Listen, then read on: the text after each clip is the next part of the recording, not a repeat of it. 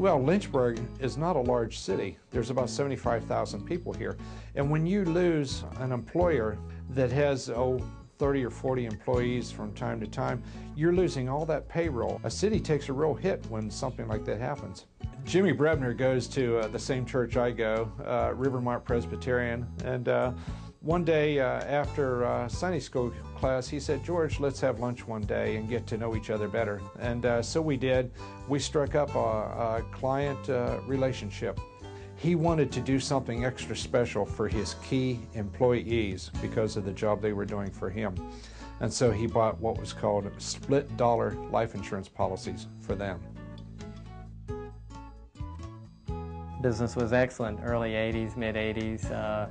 Even until, I'd say up until about 87, 88, we were just over capacity. We could not process enough, and I made the decision back in 87 to go ahead with the expansion into a larger plant, at the same time maintaining the older plant, thinking that, business would continue as strong as it was then. Jimmy also got into textile processing, and his clients are mainly clothing manufacturers. And when NAFTA came along, his orders dropped severely because of when your customers are in trouble, you're in trouble as well.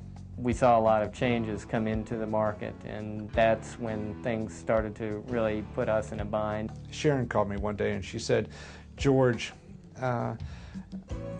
the other employees and I on whom you've written split dollar policies, Bob and Jerry, Bev, Ann and me, we met to formulate a plan on how we could possibly financially save Bonnie Bray. And first of all, I just want to know how much cash value is in those split dollar policies."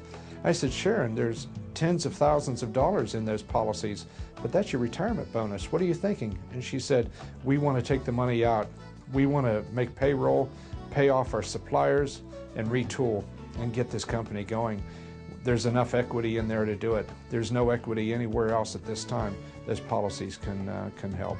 Obviously, it really touched my heart to know that people who had given years of service were willing to give up their retirements, their security, for the good of the company. I FedExed the request up to the life insurance company that the policies were written, and they FedExed the money back to Bonnie Bray. It was put into their checking account. And it was incredible, the response. I mean, it was very quick. It wasn't, I think that the company couldn't have gone on longer without it, but it certainly made things, eased a lot of the pains very quickly and helped us over some hurdles that otherwise we would not have been able to overcome.